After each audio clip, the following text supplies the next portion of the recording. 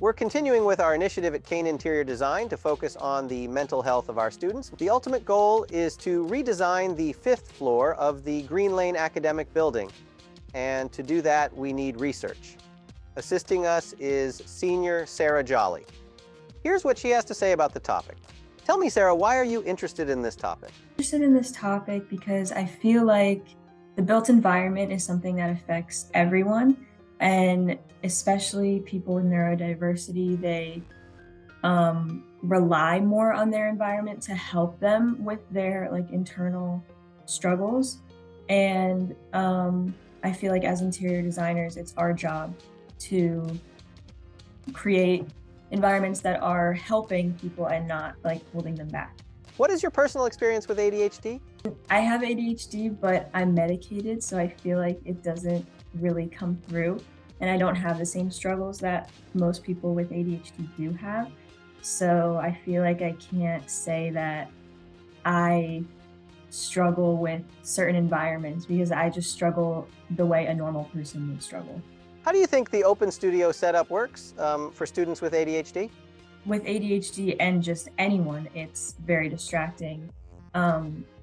The not floor to ceiling dividers makes the sound travel very easily.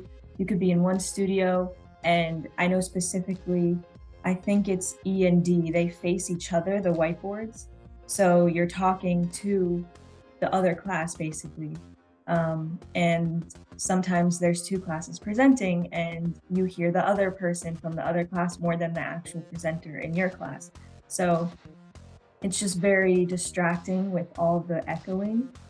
And then also the blinds. I know Carmen mentioned the blinds, but that's another one where some rooms become so dark, whereas others, there's a huge glare on someone's computer because you can't close the blinds. So it's definitely not ideal. From your research, what are the most prevalent mental health issues for American college students? Anxiety, depression, ADHD is becoming a lot more prevalent in statistics. Eating disorders, I mean, that doesn't really affect environments as much, but I feel like that's still something that's very common among teenagers and college students.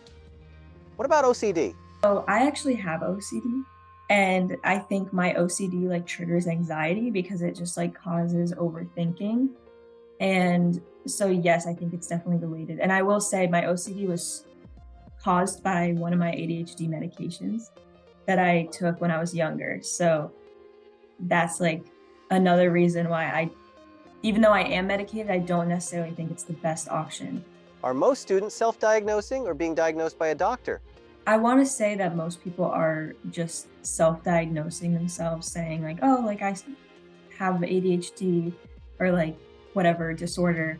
I think social media makes it seem oh, if you have these symptoms, you have this, and people are just oh, that's me, I have that. And so they just kind of self-diagnose themselves, and that's not really beneficial to them because when you are diagnosed by a doctor, that's when you have this slip that says, yes, I have this.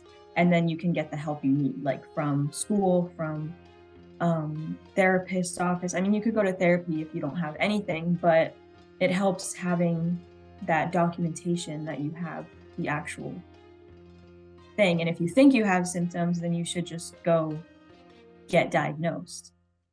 Do you think Kean is equipped to handle all these students with mental health issues? So there's a wellness center that people can go to for counseling and things like that. I don't know if they could do diagnosing for these things, but as for the classrooms and the actual focusing in class, I think it really depends on the building you're in. In Green Lane, obviously the 5th floor, I don't think it's equipped for the amount of people that have mental health issues, but a building I don't know, Hines, where you're just sitting in a classroom and it's one of the newer buildings that might not have many air conditioning issues or different things like that, then you would be fine. But then now that I'm mentioning that, there's a lot of buildings that are freezing cold or really hot. And that, I think, temperature is a thing that could cause someone with ADHD to be distracted.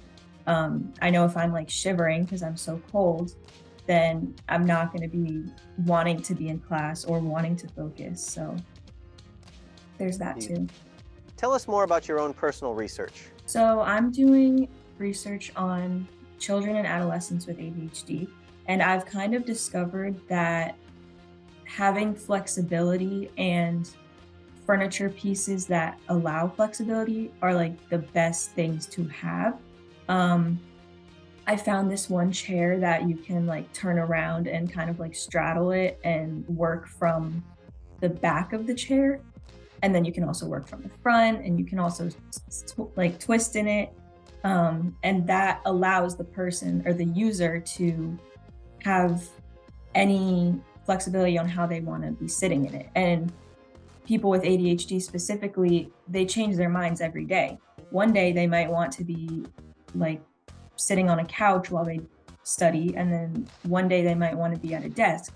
So I think having the fire pit is good because it gives us like a lounge, but I don't think it's set up the right way, maybe, where a lot of people would go there. I think people prefer the lounge by the windows on the 5th floor. But yeah, that's kind of what I've discovered. Also, color psychology is very important because it can really affect how you concentrate and your mood throughout the day. What are some other things that students with ADHD can do to cope? Just allowing yourself to have your moments where you need to fidget or you need to be disorganized, but then at the same time, sticking to a to-do list, having a calendar that is correct and like following it and staying organized at the same time. Do you know of anyone in a similar situation as you?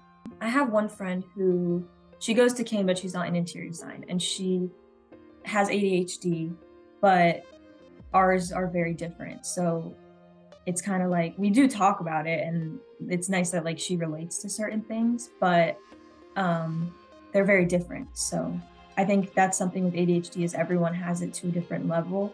And so that's why it's so hard to like accommodate for everyone. But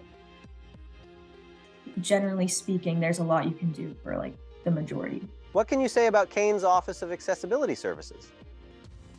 If it's something that someone's experiencing, like actually feeling the symptoms and feeling ADHD on their day-to-day life, they should go to that Office of Accessibility. What do you remember about the early stages of your ADHD? I can't say I remember. I know a lot of it. I also have dyslexia, so that was kind of like in it also. For girls, ADHD doesn't come out as like, oh, she's super hyper and she's like talking a lot, because I was always very quiet. So when my mom was fighting for me to get like tested, she would ask my teachers and they'd be like, no, like she's fine. She doesn't have anything. And then I would constantly mess up my like math problems. Like I would just do it in my head and write the number backwards, like 27 as 72. And my mom, she waited a year, and then in 3rd grade, I was still doing that because they said I would grow out of it. And she was like, okay, I'm just gonna take her to a doctor and get her like tested on my own. And then she brought the results to my teacher and was like, she has ADHD and dyslexia. And they were like, what? She's so quiet.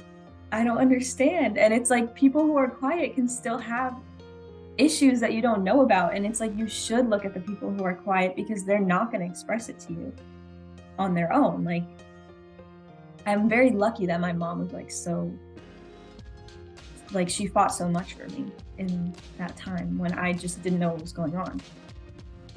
Thank you, Sarah. We look forward to hearing more about your research.